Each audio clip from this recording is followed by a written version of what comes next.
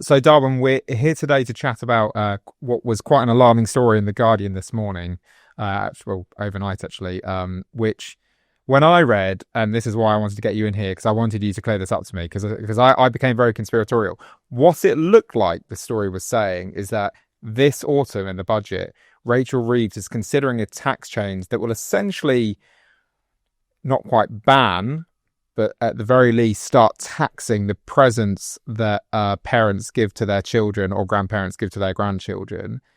Is that an exaggeration? Am I being overly cynical, conspiratorial, or is that a fair reading of the story? No, you've got it pretty much bang on there, Elliot. That what the chancellor is supposedly looking into is whether to get rid of the gifts allowance element of inheritance tax, which allows grandparents and anyone really to actually pass things on to their children and their grandchildren or to whoever they want really, and actually means that they avoid inheritance tax.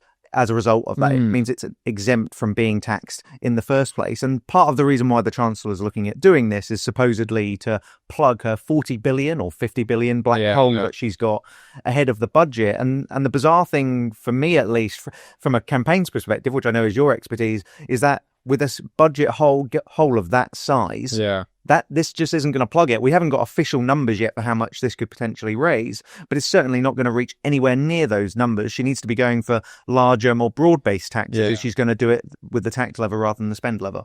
Yeah, because I suppose the idea of inheritance tax is it's a tax paid at the point of death, right? It's the estate after someone dies. But essentially, as you've explained, anything you give away during your lifetime is untaxed. That's your money, your property, your estate. You can do with it as you want. Although, of course, we should probably clarify that there is this 7-year rule, and they're looking at even changing that and looking at that 7-year rule as an alternative. Can we just touch on that? Explain to viewers what that means? Sure. So at the minute, there's a 7-year rule whereby if you effectively gift something away with it and you live for another 7 years, then that whatever you've given away in that 7-year period is then exempt from inheritance tax fully. What happens is if you were to die in the intervening period between when you gave it away in the 7 years, then effectively the rate that you pay of inheritance tax on that gift varies all the way back down from 40% down to zero. Yeah. But you'll pay it in some length of time in that sense. What the worrying thing about that rule is, and like I said, I don't personally have an issue with getting rid of the rule so long as they're actually getting rid of inheritance tax that's it. as a whole as well, because the issue with the 7-year rule is it's completely based on luck. If I give away something at 70, I need to be lucky enough not to die by 77 in order to avoid having those assets then be subject to inheritance tax. And fundamentally, I think what this entire episode is showing at the minute is just the complete unfairness of inheritance tax morally.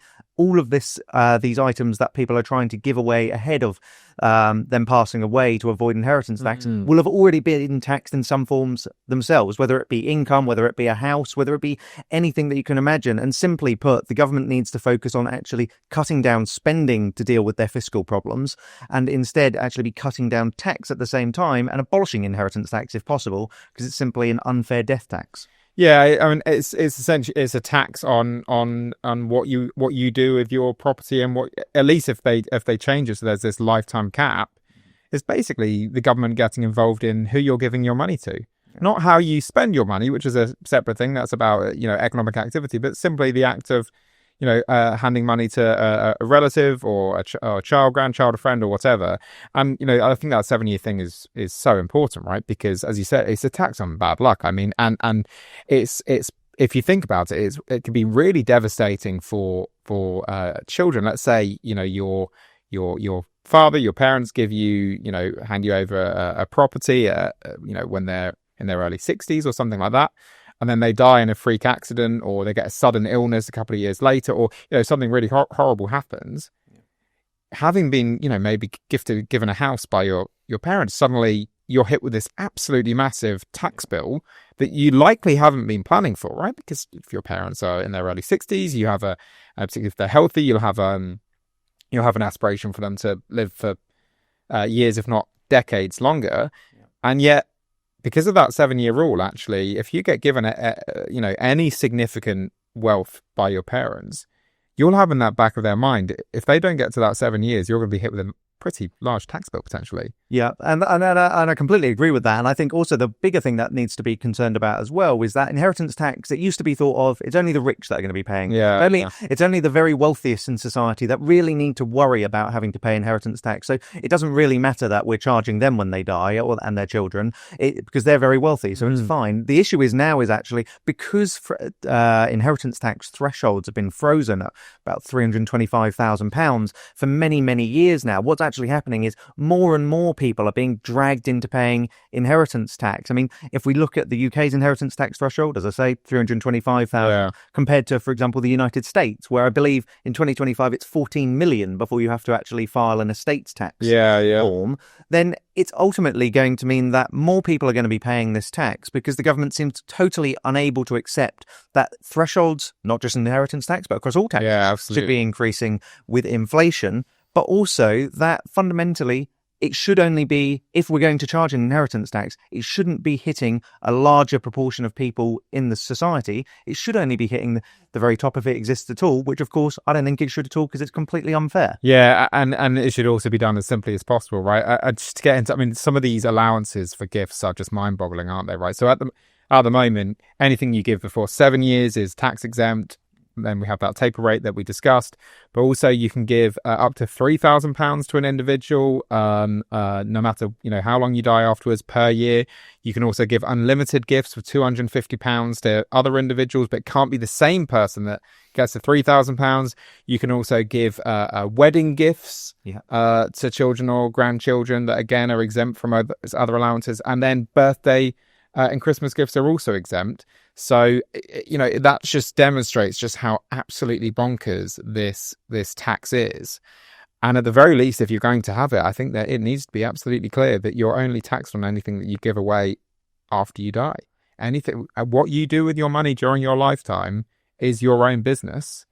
If you go out and spend it in the economy, obviously it should then, be subject to VAT and any other relevant taxes, and that's a fair way to raise revenue. But if you choose to give gifts or hand away your estate or property or wealth or whatever it is to friends, family, and you're living it, that's your own business. Yeah, and I think inheritance tax just kind of echoes the wider tax system. It is just bizarre how complicated politicians have decided to make the system, and perhaps with all good intentions to start off with, because you want to have certain carve-outs for people because it's going to affect others who you may not want to. And it goes with, for example, capital gains tax as well, for example. You want to increase capital gains tax, but you want some investments still to happen. But ultimately, the issue that you have with all of that, it becomes so complicated that you don't actually raise as much revenue that you want in the first place, and you just damage the economy in the long run. And what the government actually needs to be focusing on, rather than tinkering around with a gift allowance tinkering. I mean, seriously, this is proper tinkering. And rather than doing that, what they should actually be doing is focusing on creating a simpler tax system, a fairer tax system, whereby there's a broader-based tax collection in action, and ultimately increasing revenue whilst reducing rates at the same time. And when we've talked about the single income tax here before, see inheritance tax entirely abolished. And I think that would be an excellent way for the government to actually look at that report and then start implementing some of the changes we recommend to actually create a simpler and fairer tax system, but also one that actually collects revenue rather than it just being political rhetoric about wanting to raise revenue for yet more spending. Yeah, and what I find fascinating about a lot of the conversation around the autumn budget is, yes, on the one side, as you mentioned, we have this discussion about this fiscal black hole. How big it is, we don't know. There's a think tank that say it's £40 billion plus the 10 billion that she needs for headroom. But at the same time, actually, the other side of the conversation is a lot of people, including a lot of people on, you might consider the left of the political argument, Dan Needle, the tax expert, as an obvious example, warning about the potential damage that wealth taxes can do. And actually, the government, I'd like them to be a bit more unambiguous, but they've been relatively clear that they're not going to think about wealth tax. Not crystal clear, but relatively clear, and also relatively clear that they're not going to impose exit taxes, so taxes on wealth that you withdraw from the country.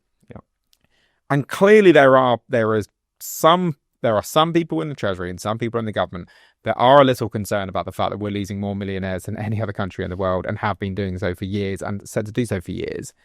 So there is some awareness that actually we are making things very tough for the affluent and the successful. And yet, at the same time, they are now seriously considering what is, in all but name, a wealth tax, and quite a crippling and nasty wealth tax, and making it even more difficult. Yeah, and I mean, I don't think we should be particularly surprised about it either. I mean, Yeah. this is a Labour government who have been completely unashamed of increasing taxes on people of all varieties. I mean, they say they're not going to increase people who are working people, increase taxes on working people. Who do they think pays this in the first place? Yeah. Are people that die, have they not been working people? All Are the their people that lives. are going to receive those funds or those assets from them, are they not working people? Ultimately, these changes, they seem, I appreciate for a lot of people, perhaps to be little things, little tinkerings, as we say, that don't really matter, but they're pernicious. And this one is particularly pernicious because it's targeting people at the most vulnerable parts of their lives quite often, when they've lost a very close relative, family, friend, whoever it may be. And what they're doing now is saying, we don't actually care about that grief. We're going to make it even more difficult for you to actually receive the things that those people who have passed away have worked all their lives to be able to afford, and they simply want to be able to pass it on so they can keep it within the family. And like I say, I don't think we should be surprised by Labour, but yeah, I always am, because the maliciousness never seems to be enough for them. Yeah. Well, having started this conversation with me, the more conspiratorial, the more cynical, the more furious, feels like we've ended with the tables being turned, which I'd say is a pretty successful conversation. But I think just to sort of, wrap it up, that the thing with inheritance tax is that I don't think it can be overstated to what extent it is actually a displaced tax on work and effort, because actually most people, when they're getting into their 40s and 50s, they're working for their children. Yep.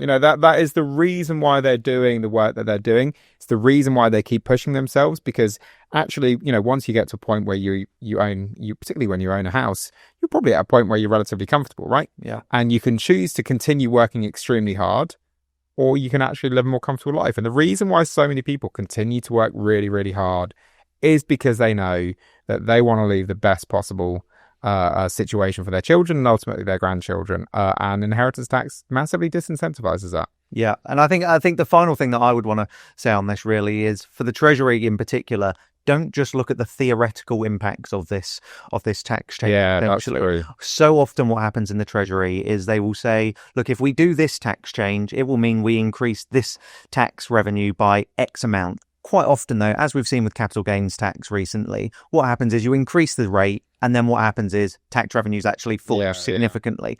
So what I would really encourage them to do is actually what you were saying, which is look at the second order impacts of this tax change. Don't just look at the potential revenue that could be raised, but look at how it's actually going to impact people and how they view work, which is ultimately what we all need to be focusing on right now, because at the minute we've got joblessness rising, the economy is stagnating. We want to be encouraging people to be as productive as possible, wanting to earn as much as possible. And little changes like this, they may seem like they won't have much of an impact, but little things always add up. And this government is doing a great job at making sure they do. Yeah, well, I think we've put the world to rights there, Darwin. Sounds good. Thanks for the chat. Look forward to the next one.